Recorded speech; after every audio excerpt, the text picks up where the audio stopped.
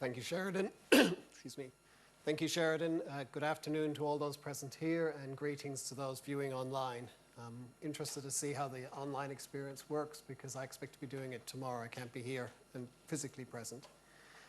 Thank you for the opportunity to be here. I'm going to speak specifically about the wireless communication sector within that wider ICT space.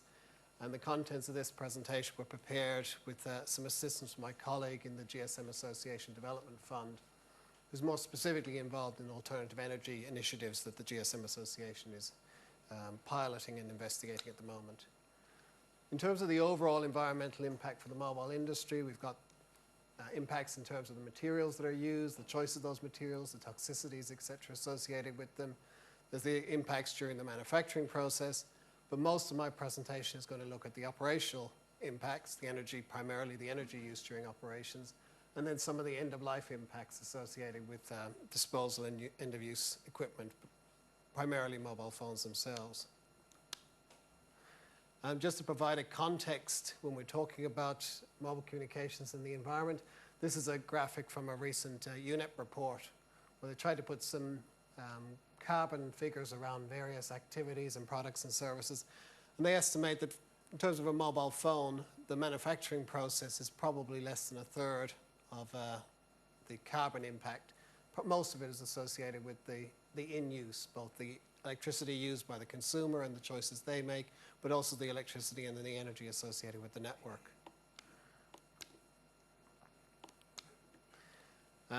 Within that global picture we talked about of the order of 2% for the ICT sector, the figure of the order of about 0.1%, 0.2% for the wireless communications sector, so globally. And in the UK alone, there's about 0.3% of the UK CO2 emissions are associated with the wireless sector, but you've got a much higher contribution to GDP. Again, relating back, I guess, somewhat to the metric that Chris was talking about, the idea that ICT in general gives a lot of economic growth for a relatively low energy usage and CO2 impact. The mobile communications industry has gone through a lot of technology changes over the last 10 or 15 years. We've gone through several iterations in terms of the technologies that are used to provide services and the services that are available to the consumers. Started off with basic voice, moved through basic data, the SMS, the text messaging being the first sort of data application on mobile. Now more complicated. You get if you've got a 3G phone or a GPS phone, you might be using it for email, for web surfing, etc. And we're looking at more and more as those standards evolve, higher bit rates and for other services that people will start to use. As the technology has evolved, in terms, because of both capacity gains in the data rates that are supported by the different technologies, and in terms of improvements in the efficiencies associated with the electronics, we've got about a tenfold reduction in terms of carbon impact per subscriber, which is significant, but whether it's enough going forward is something we'll have to see. And again, to give a context figure, the average mobile phone base station today consumes about 350 watts, so 3 or 4 bulbs in the normal home. So relatively low power, which in turn brings it within the possibilities of using some alternative energy sources to power the base stations and to power them on a localized basis.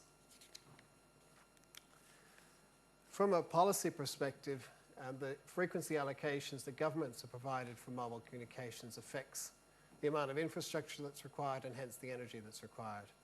For 3G services, the original frequency allocations were around the 2100 megahertz band. We're now looking at newer deployments around 850 and 900 megahertz, and then further deployments perhaps further down the line as part of the digital dividend, this trade-off between broadcasters and the wireless communications industry. But as yet, we haven't seen environmental considerations come into this question about spectrum allocations, but perhaps it's something we will see in some of the future discussions going forward. The major impact, as Chris said, for both the wireless industry within the ICT sector is energy use during operations. This pie chart is for a European mobile network operator. The large dark purple section is the energy associated with, or the carbon impact of running their networks. The smaller lighter blue segment is that associated with their call centers, And then the smallest sort of denim-colored segment is that associated with their retail outlets. So for a mobile network operator, of the order of 80% of their energy use is providing the services, running the network, the switching sectors, etc. The critical part of trying to gain some energy savings is to improve the efficiency at the base station. So we're looking at equipment efficiency. I've talked a little bit about that. Looking at the choice of frequencies and the locations of the base stations to again reduce the energy requirements and the number of base stations. Significant amount of effort going into reductions in active cooling, so moving away from air conditioning to just passive blowing of air, or even passive cooling where possible. And developed countries are learning from developing countries too. We've learned recently that operators in India run their base stations significantly higher temperatures than operators in Europe, without any adverse impact on the lifespan of the equipment. You run at a higher temperature, you've got less cooling needs, obviously, and hence reduce costs. From the GSM Association point of view, we've been running a couple of pilots, and I'll talk about some of the results for that. On the handset side, a significant part of the energy that's wasted is associated with the charger process, both inefficiencies in the charger and the tendency of people to unplug the charger from their phone but leave the charger sitting in the wall and switched on and dissipating power. And I think our colleague from the Commission is going to talk a bit more about the details of that and the code of conduct on external power supplies, so I won't go into details here. What we have seen in the past couple of years is a couple of initiatives related to end-use devices. So we've seen reports of solar-powered phones. Apple got a media coverage recently over a patent related to solar power and the iPhone. And Orange sold some personal wind power generators associated with the Glastonbury Festival a couple of years ago. And again, got significant interest in that idea of providing end users ways to reduce their power. I have a solar charger sitting on my windowsill at home that I use to charge my phone. There's a significant potentially benefit opportunity associated with alternative power to power mobile networks, particularly when we realize that for the next, we've got around 3.5 billion mobile subscribers in the world today. Most of the new subscribers are going to come from the developing world. Most of those people are going to come from areas where there's either an absence of grid electricity or it's unreliable.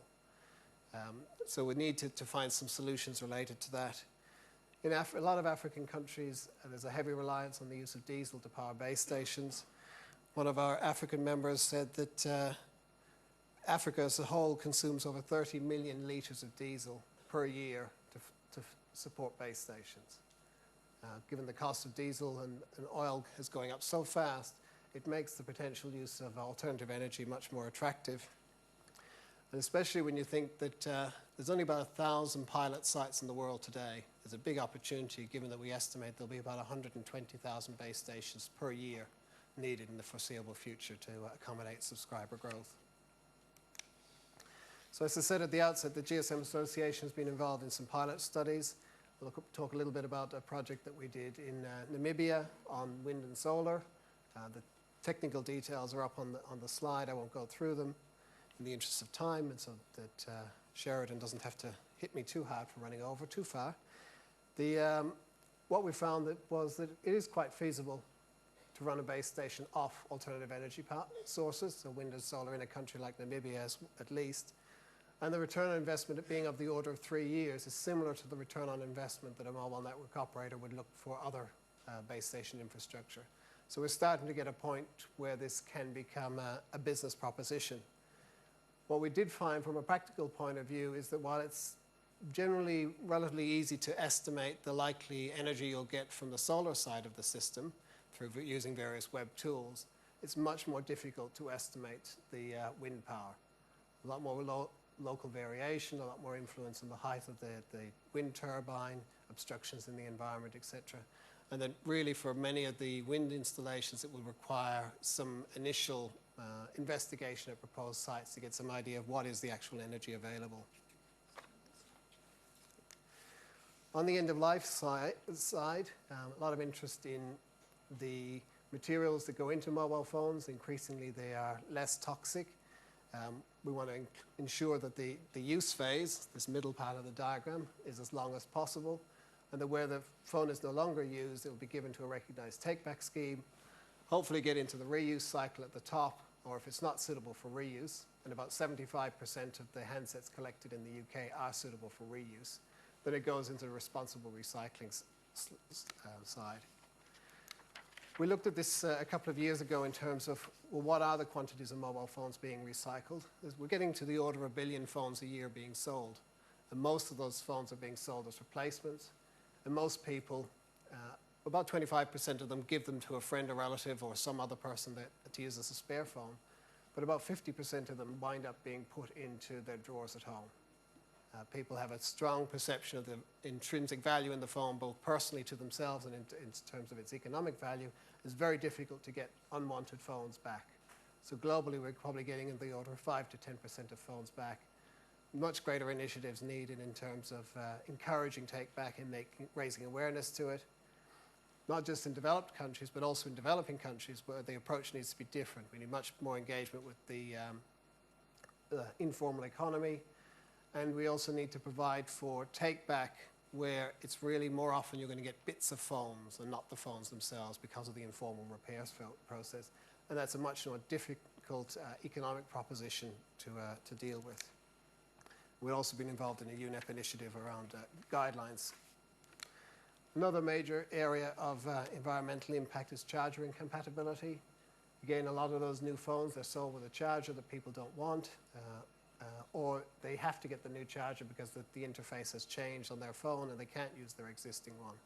There's a lot of potentially unnecessary electronics which can be eliminated, and there are governmental and industry initiatives in that regard. We've recently seen the Chinese authorities mandate a universal interface for mobile phone chargers, and associated with that, they're mandating that the charger is not automatically boxed at the phone. So you make that choice about whether you actually need the charger when you buy a new phone. And that's got the potential to save the energy equivalent of 160,000 European homes per year. On the benefits side, there's very little that I've been able to locate in terms of specifically looking at the environmental benefits of wireless communications.